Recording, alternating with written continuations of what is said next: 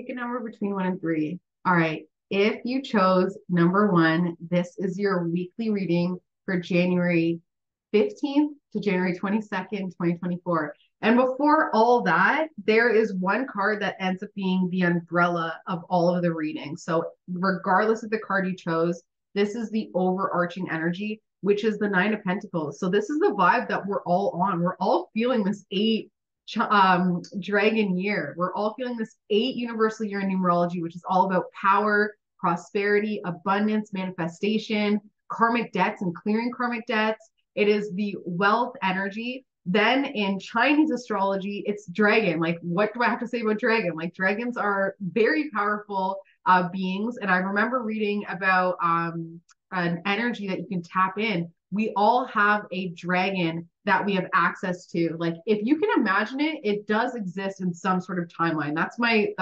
my Roman Empire. Like, I will die on that hill. We all have an energy we can tap into, and that is the dragon energy. And all we have to do is get into a meditative state, think about your dragon. What color is it? What does it look like? And then find out its name, and do not share it with anybody. Like, this is something very special to you. It is how you connect to your dragon. The colors of the dragon is what you would wear when you have an important meeting.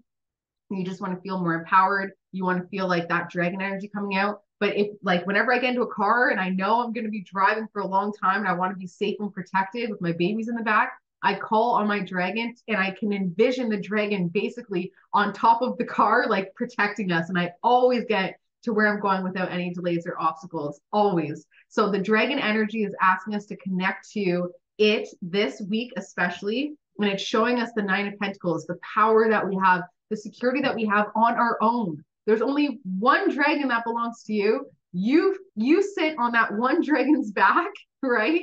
There's only room for you. We stand alone in our abundance, and it actually ends up being other people around us that pull from us. Whether or not we feel like somebody is, paying for this or providing this, they are still getting something back.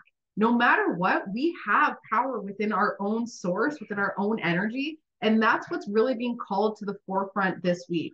So if you chose card number 1, what you can do with this Nine of Pentacles energy, with this security and individual power, is to create something, give birth to something right now. We can give birth to something this week because of the power that we have. So put yourself out there, give birth to something, impregnate yourself with something that you can nurture over the next 9 months. But now's the time to really think about what our temple is and what we're housing in our temple through our thoughts, our emotions, and what we're then manifesting outwardly. So what are you giving birth to? What is your energetic umbilical cord feeding? This week, it's going to be really obvious what you are giving birth to, and you can decide, all right, am I going to abort this? Am I going to keep it going? Like, what am I doing with it? Decide, and then you can see how it starts to come to fruition over the next 9 months and start to get bigger and bigger with that anticipation of giving birth to something incredible. All right, if you chose card number 2, we have the Justice card. So with the Nine of Pentacles as the overarching energy, the Justice card is saying, this is your birthright. This is your birthright. The best thing I ever did was a past life hypnosis. I did a past life hypnosis, and I was writing a letter to Winston Churchill. So when I came out of the hypnosis, I'm like, well, in a past life, if I was that prominent that I'm writing a letter to Winston Churchill, then obviously I have, that energy to still connect to. I still have that authority. I still have that prominence of energy that I can connect to from this past life. It still exists within me.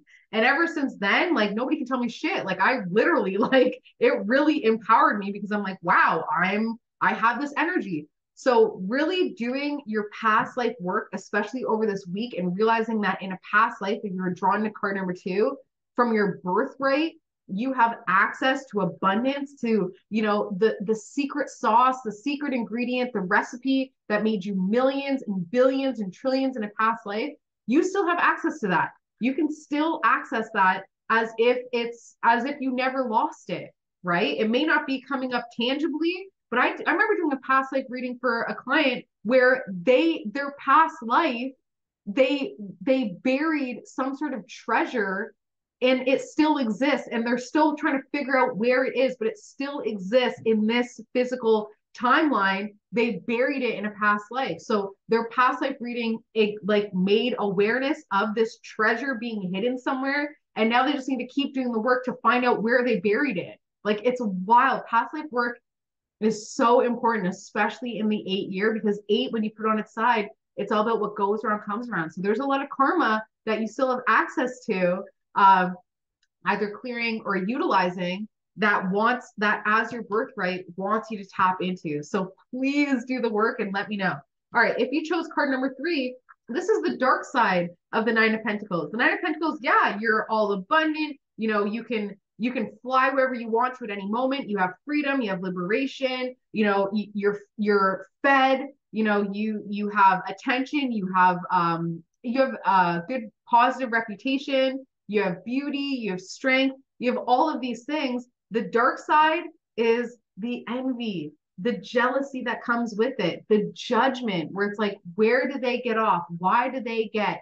The thing with especially social media, right? Like in this age of Aquarius, the thing with social media is we put ourselves out there in a very vulnerable way, but we still have a level of protection, right? Where it's like, how real are they? And no matter what, we get judgment. We get judgment if we're authentic. We get judgment if we're fake. No matter what, we're being judged. It is what it is. Like, it's just human nature, right? So are you really going to allow judgment to stop you from your abundance and from being able to manifest and express that abundance? Right now, there's a big thing about keeping your vision board private, for sure, because there's a lot of people that are going to look at it and be like, well, why is she manifesting this? Why blah, blah, blah, blah, judging it, right? But at the end of the day, the more we accomplish, the more we want to show other people that they can accomplish it too. So there's a very thin line between jealousy and envy. Envy shows what we can accomplish, and we envy that person because we know we can do it too, and it kind of like inspires us in a way. Jealousy is like, I just hate them because they're accomplishing so much, and I wish, right? I wish. So this week, it's about acknowledging that because you are so abundant, you are receiving a lot of judgment, and that's a beautiful thing, because at least you recognize how much you have in order for people to be envious of. All right, as always, if you would like a personalized reading, especially a past life reading, you can reach me through the details below, or you can message me directly, beyondyoursunsign@gmail.com. I hope you have an amazing week, and I will see you next week. Bye.